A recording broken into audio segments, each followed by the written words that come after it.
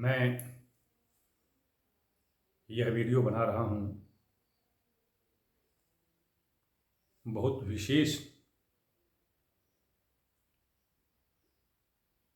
बहुत विशेष चीज़ दृष्टि में आई है और जिसका विवरण मैंने पढ़ा भी है, अनुभव भी किया है। यद्यपि इस वीडियो को मैं पहले ही बनाने वाला था, किंतु इसी प्रसंग के संदर्भ में, इसी प्रसंग के संबंध में इतनी व्यस्तता हो गई कि फिर मुझे ये आप लोगों तक पहुंचाना संभव नहीं हो सका तत्काल में। मैं स्थिति की भयंकरता, यद्यपि मैं किसी को डराना नहीं चाहता, क्योंकि विधि का विधान जैसा होगा वैसा होगा। अब हमें प्रकृति ने, पार ब्रह्म परमेश्वर ने, जगत जननी माता भुवनेश्वरी ने हमें जो कर्मेंद्रिय और ज्ञानेंद्रिय दिए हैं, इसीलिए दिए हैं कि हम इन विपरीत परिस्थितियों से लड़ सकें, दुर्घटनाओं को रोक सकें। अन्यथा अगर सब कुछ विधि के विधान भाग्य के मुताबिक ही होने को होता तो फिर हमें अपने ज्ञानेंद्रिय और कर्मेंद्रिय की आवश्यकता है? क्यों हमें हाथ पांव मारना? जो जैसा होगा वैसा होगा। मैं पहले भी बता चुका हूँ कि सूरज जो है, मान लीजिए पूरब में उदय होता है, दोपहर में भयंकर गर्मी फैलाता है, कड़कड़ाती धूप से आदमी विचलित हो जाता है, किंतु जो उसी में छतरी का सहारा लेता है या अपने घर में एसी लगवा रखा है, एसी में घुस जाता है या किसी पेड़ के नीचे बैठ जाता है छाए में, तो उसको सूरज की आतप से मुक्ति मिल जाती है। किंतु जो बाहर रहता है वो तो जलता ही है गर्मी में। तो विधि का विधान अर्थात सूरज जो है वो तो अपनी नियमित गति से नियमित दिशाओं में घूमता रहता है, गर्मी फैलाता रहता है, तो वो तो टलता नहीं है। वो तो विधान जो अपना है उस पर परिक्रमा करता ही करता है। उस विधि के विधान में हम छतरी लगा लेते हैं तो ऐसा नहीं है कि हमारे छतरी लगाने से सूरज डूब जाता है। वो अपना पूरा प्रभाव दिखाता है, गर्मी फैलाता है, लेकिन हम छतरी से उसको रोक लेते हैं।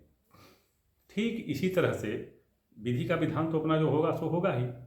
हम क्या करते हैं कि हमें जो हाथ पांव वगैरह मिले हुए हैं, तो हम उनसे कुछ अपना ऐसा कर्म करते हैं कि हम उससे बच जाएं। किंतु बड़े ही पश्चाताप का विषय है कि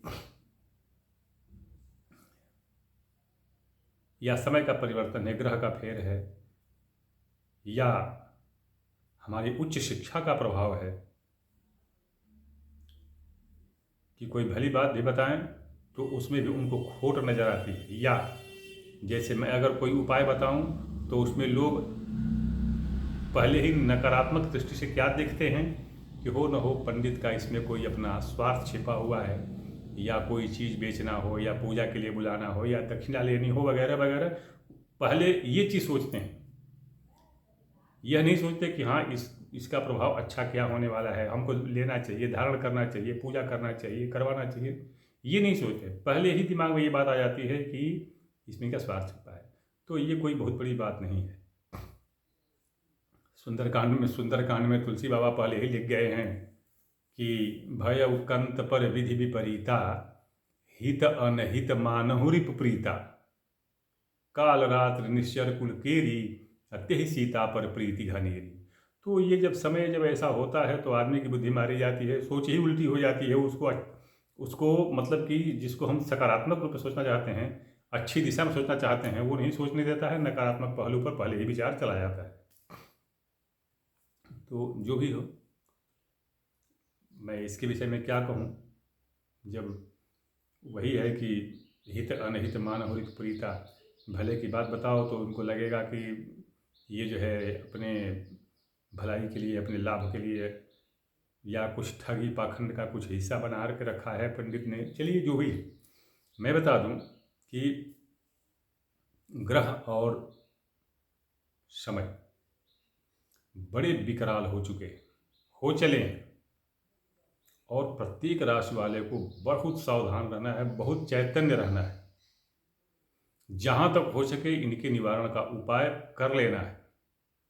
मैं पहले वीडियो में बता चुका हूँ, आप लोगों ने बहुत वीडियो देखी होगी, चाहे बराबर यूट्यूब पर चाहे और जगह पर बहुत से आते रहते हैं। देखा होगा आपने कि वृषभ राशि वालों के ये दिन लौटने वाले हैं, ये रत्न मिलने वाले हैं, यह खजाना मिलने वाला है। और मैं समझता हूँ कि वृषभ राशि वालों को इतना मानसिक तनाव, आर्थिक बोझ, इतना और व्याधि इतना रहा है कि मेरी समझ से वृषभ राशि वाले आज बहुत लोग तो कुछ ऐसे भी मिल जाएंगे वृषभ राशि वाले, मतलब रोहिणी नक्षत्र वाले या ऐसे मिल जाएंगे जो सड़क पर आ चुके हैं। स्थिति बड़ी विकराल हो चुकी है। तो खैर पंडित लोगों की अपनी अपनी गणना, अपनी अपनी बुद्धि और अपना अपना फलादेश। अभी देखिए मैं बताऊँ, ये दिवाली और धनतेरस दोनों आ रहे हैं। इस पर लोग विविध उपाय करते हैं, लक्ष्मी को प्रसन्न करने का, धन पाने का, बहुत तरह के उपाय करते हैं लोग। तो ये उपाय तो कर लेते हैं, उस उपाय का नकारात्मक स्वरूप नहीं देखते हैं।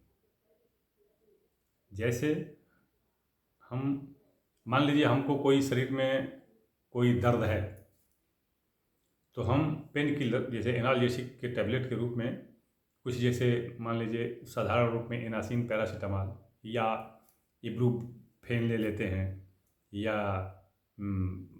प्रॉक्सीवान ले लेते हैं, बूटा प्रॉक्सीवान, ऐसे बूटा स्पासमिनडान या बहुत से सारे पेन किलर जो हैं ले लेते हैं। लेकिन यह नहीं देखते हैं कि वो जो है बायोथियासिन, अर्थात जो है अपना हृदय और गुर्दा, आर्टलरी, हार्ट की आर्टलरी और किडनी का बायां भाग, ये दोनों कैसे ध्वस्त होते हैं ये नहीं देखते हैं। उनको यही देखते हैं कि पेन किलर है। ठीक उसी तरह से धनत्रयोदशी और दीपावली के दिन जो लक्ष्मी को प्रसन्न करने का, धन प्राप्त करने का, बाधा निवारण का, या जो यम का दीप जलाते हैं, चार बत्ती लगा कर दीपक जला करके धनत्रयोदशी को शाम को जो रख देते हैं मृत्यु निवारण दीप के बाद, तो बस उसके बाद वो कुछ नहीं जानते हैं कि इसका और नकारात्मक पहलू क्या हो सकता है। खैर मैं बता दूं, देखिए इस वर्ष का ग्रह मंडल सभासद पहले भी बता चुका हूँ, सुन लीजिए। राजा कौन है? मंगल। मंत्री कौन है? शनि। बस, बाकी कौन क्या है छोड़िए। बाकी तो वैसे भी पांच पांच ढेर सारे विभाग इन्हीं लोगों को मिले हुए हैं, शनि और मंगल को ही। मुश्किल से गुरु शुक्र बुध को एक एक मिले हैं, चाहे नहीं मिले हैं। लेकिन अब सोच लीजिए कि इनका पूरा आधिपत्य ही पूरा ग्रह मंडल पर इन दोनों का है। अभी ये विप्लवकारी स्थिति इतनी भयावह है कि बहुत सारी राशियां, मेरी समझ से 2/3 राशियां, 2/3 क्या कहते हैं, 3/4 राशियां इसमें घिर चुकी हैं बुरी तरह से।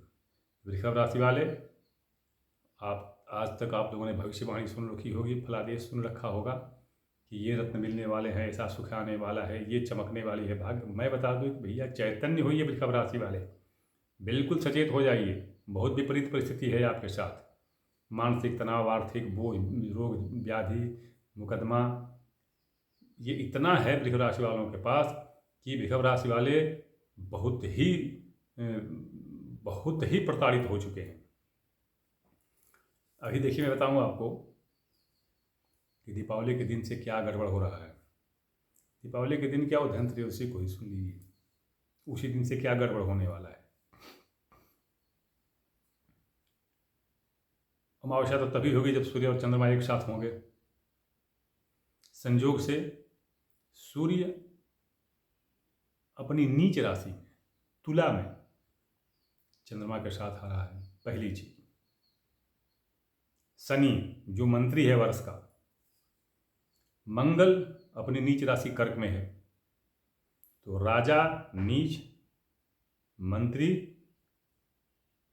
जो शनि है वो वक्री। शनि जो है राहु अब उसको ग्रसने वाला है। यद्यपि राहु मीन राशि में है, शनि कुंभ राशि में है, किंतु राहु उनको ग्रसने वाला है। कैसे? क्योंकि राहु जो है सदा वक्री है, सदा वक्री है, वो मार्गी होगा ही नहीं। शनि तो मार्गी हो जाएगा, लेकिन राहु मार्गी होता नहीं, और यह शनि को ग्रसित करने वाला है। अब देखिए, राहु मीन राशि में है, तो मीन राशि को राहु लिया, साथ में कन्या राशि है, कन्या राशि को राहु लिया, 8वें तुला राशि, तुला राशि को राहु लिया, मंगल नीच का है, कर्क का है, तो मिथुन और सिंह तीनों को ये लिया, तो 3 और 3 6। अब आइए शनि का।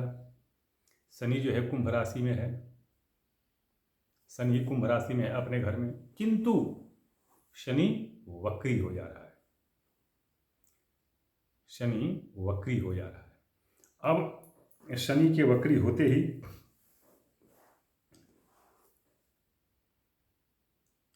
कन्या और तुला दोनों राशियां आ गई।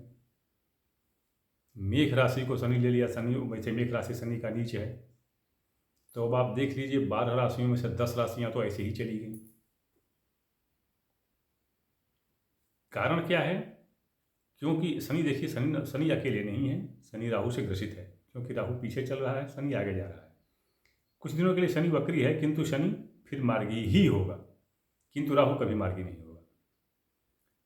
ये इतनी विपरीत स्थिति उत्पन्न हो जा रही है, बता दिया पहले ही। और उधर ग्रहराज सूर्य जो हैं वो नीच के हैं। ये कब घटित हो रहा है? धनत्रयोदशी से ही, मतलब धनत्रयोदशी भी उसी में आ रहा है और ये ग्रसित हो रहे हैं। यानी कार्तिक शुक्ल पक्ष शुरू होते होते ये स्थितियां बहुत ही विकराल रूप में आ रही हैं। मैं प्रत्येक राशि वालों को बोल रहा हूँ, प्रत्येक राशि वाले सावधान, चैतन्य हो जाए। उनको इतनी बड़ी झंझट, बहुत भयंकर खर्च और मानसिक तनाव, रोग, कुछ लोगों का तो अनिष्ट भी हो सकता है, तो ये सबके साथ होने वाला है, सबके साथ होने वाला है, कोई इनसे बच नहीं रहा है। अगर मैं विस्तृत रूप में देखें तो धरती का विशाल भूखंड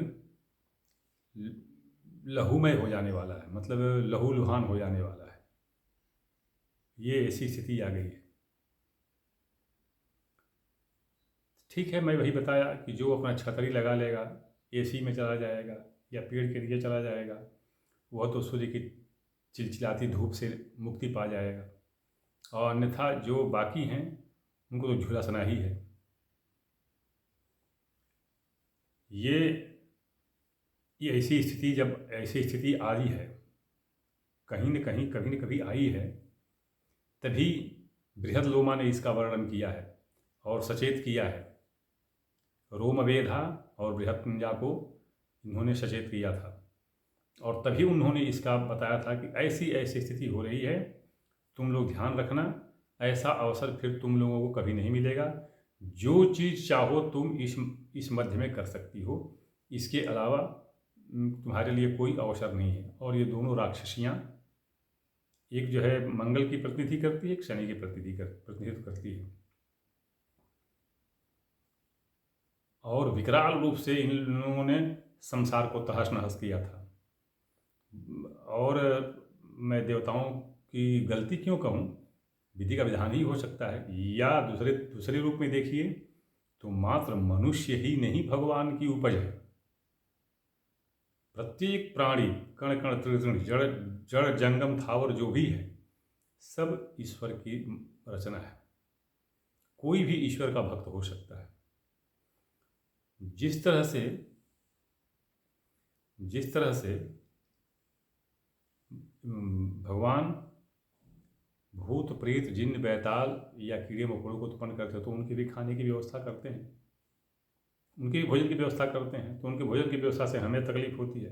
तो इसके मतलब ये नहीं है कि हम ही उनके भक्त हैं, उनके भक्त नहीं हैं, वो सबको देखते हैं।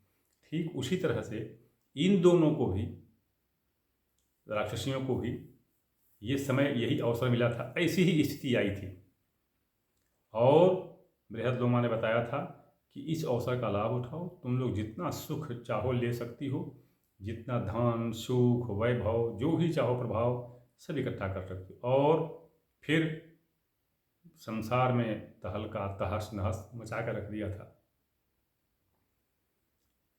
इसके उपाय मतलब इसके निवारण के लिए या अपने बचाव के लिए प्रत्येक व्यक्ति को उपाय करना ही है, और नहीं करना है तो ये मेरा वीडियो आप ध्यान में रखिएगा कि एक किसी पंडित ने ये भी मतलब भविष्यवाणी की थी, और तब आप इसको फिर याद कीजिएगा कि ये किसके साथ क्या क्या हो गया। स्थिति ही इतनी विकराल हो रही है, स्थिति ही इतनी विकराल हो रही है। मैं यह डरा नहीं रहा हूँ, वास्तविकता से परिचित करा रहा हूँ ताकि लोग सचेत हो जाएं और जिनको जो उपाय बन पड़े वो अपना कर लें। उपाय में इसका कृतसंधि एक बताया था बृहदलोमा ने। कृतसंधि जो है ये एक तरह का अनुष्ठान है, पूजा है।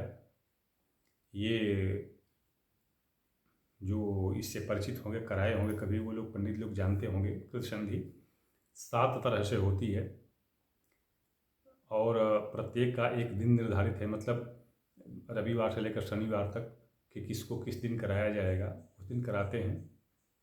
और यह 7 जो है जिसको जो राशि जैसे होती है, ये अपना कर्क और सिंह 2, तो सूर्य और चंद्रमा, मकर कुंभ 2, शनि, मेष और वृश्चिक मंगल, वृष और तुला शुक्र, राहु और केतु। ये 7 दिन में ये 7 ग्रहों का ये कृतसंधि जो है पूजा होती है। और यही कारण है कि पंचद्वीपों प्रथाजास्तु, ये 5 द्वीप जो हैं ये बच गए थे। बृहदलोमा के कहने के बावजूद भी ये 5 लोग बच गए थे, क्योंकि महर्षि ऋचीक ने ये उपाय बता दिया था जिसको इन लोगों ने किया और इनका राज्य सुरक्षित रह गया। तो कृतसंधि पूजा यज्ञ, इसमें आप पूजा कराएंगे तो पंडित जी आपको एक संधि जो है वो अपना पास या बेद या फांस या जो भी कह सकते हैं वो बनवा देते हैं, या आप खुद बनवा लीजिए, वो बता देते हैं और उस हिसाब से अपना बनवा करके उसको धारण करते हैं। अपनी स्थिति को देखते हुए, अपने सामर्थ्य को देखते हुए बनवा करके और धारण करते हैं। तो इससे ये निश्चित रूप से ये इससे निवारण हो जाता है और आदमी को बहुत ज़्यादा इससे प्रभाव, जो बुरा प्रभाव है, इससे कमी हो जाती है। अब मतलब ये लगभग मुझे जो देखने में आया है कि इससे लगभग 95%, हो सकता है 100% भी माया ईश्वर की, किंतु 95% तक मुक्ति मिल जाती है। ये कारण यही रहा है। इसको मैं आपको बहुत पहले इस वीडियो को मैं बताने वाला था, किंतु यही कृतसंधि के कार्य में ही और उसके बनाने में ही, पास बनाने में ही इतनी व्यस्तता हो गई कि मैं देखा कि अगर मैं नहीं इसको कर पाता हूँ तो समय के अंदर में ये तैयार नहीं हो पाएगा। तो उसी को बनाने की व्यवस्था में मैं, नहीं तो मुझे पहले ही बताना चाहिए था। फिर भी अभी दीपावली और धनत्रयोदशी अभी कुछ दिन है, तो ये वीडियो मैं इसीलिए प्रस्तुत कर रहा हूँ कि जितना जिसको हो सके पहले अपना उपाय कर ले और इससे लाभ उठाएं। वीडियो बहुत बड़ी हो रही है, मैं बहुत ज़्यादा वर्णन न करके मैं वीडियो को यहीं पर समाप्त कर रहा हूँ। अब अगले किसी प्रसंग के साथ मैं अगली वीडियो में फिर प्रस्तुत होऊंगा। जैसा कि मैं हर वीडियो में बताता हूँ कि मेरा व्हाट्सएप नंबर 9889649352, ये मैं हर वीडियो में बताता हूँ, किंतु दुर्भाग्य है कि कहने के बावजूद भी लोग इस पर समस्या नहीं लिखते, बल्कि अपनी विद्वता दिखाते हैं कि वो बहुत बड़े विद्वान हैं। तो मैं बराबर कहता हूँ कि आप विद्वान हैं तो माँ भुवनेश्वरी करे कि आपकी यह विद्वता बनी रहे और ऐसी ही विद्वता आपकी बढ़ती रहे, किंतु मुझे विद्वता दिखाने से क्या लाभ है। मैं जो हूँ सो, आपने बराबर मेरा वीडियो देखा होगा। मैं कभी नहीं कहता कि मेरे चैनल को सब्सक्राइब कीजिए, मेरे वीडियो को लाइक कीजिए, या क्या कीजिए क्या कीजिए। यानी मेरे वीडियो काम लायक होगा, उचित होगा, हितकर होगा, तो बिना कहे सब लोग सब्सक्राइब करेंगे और क्या लाइक करेंगे, क्या कुछ करेंगे। नहीं होगा तो ज़बरदस्ती लाइक करो, चाहे किसी भी काम का ना हो, निरर्थक हो बिल्कुल ही, तो भी क्या, तो लाइक करो, सब्सक्राइब करो। क्या मतलब है, मेरी समझ में नहीं आता। तो मैं ये सब करता नहीं। इसलिए मेरे जो व्हाट्सएप है उस पर आप सिर्फ समस्या लिखिए, समय मिलेगा उस हिसाब से क्रम वाइज, क्रम से मैं उनका उत्तर दूंगा। क्योंकि मुझे देखने में आया है कि जो व्यक्ति, आजकल पंडित लोग देखते हैं आप यूट्यूब पर, जो पंडित जी ज़्यादा अंग्रेजी में बताते हैं वो बहुत बड़े विद्वान माने जाते हैं। तो ये तो रामचरितमानस में पहले ही कह गए हैं कि पंडित सोई जो गाल बजावा। जो ज़्यादा गाल बजाएंगे, मैं बताना नहीं चाहता, मैं फौजी तो रहा ही हूँ, और सन 1984 में ही मैं बायो केमिस्ट्री से एमएससी कर चुका था। तो अंग्रेजी का विद्वान तो नहीं, लेकिन अंग्रेजी तो मैं भी बोल सकता हूँ, किंतु पता नहीं क्यों मुझे चिड़ सी होती है। फिर भी खैर चलिए, ये वीडियो लंबा करने से कोई लाभ नहीं है। आपको यदि कोई समस्या हो तो मेरे व्हाट्सएप नंबर समस्या लिखिए, मैं समय और देख करके क्रम कि किसका किसका आया है उसका क्रम से मैं उत्तर देता हूँ। सबसे अंत में बता दूँ कि जब तक मैं सेवा में था, भारत की सैन्य सेवा में था, तब तक तो मैं निःशुल्क सेवा करता था। लेकिन आज मैं शुल्क लेता हूँ, और जैसा कि मुझे ज्ञात हुआ है बाकी पंडित जी लोगों से मेरा शुल्क बहुत ही ज़्यादा है। तो जिसको उचित लगे, सक्षम जो हों, देने की जो रुचि रखते हों, मेरा शुल्क दे सकने की रुचि रखते हों, वो तो ठीक है। अन्यथा वीडियो देखें अपना और आगे चलते रहें। मैं अगले वीडियो में प्रस्तुत होऊंगा कोई और, किसी और प्रसंग के साथ। प्रतीक्षा कीजिए, समय मिलेगा तो मैं फिर अगली वीडियो बनाऊंगा।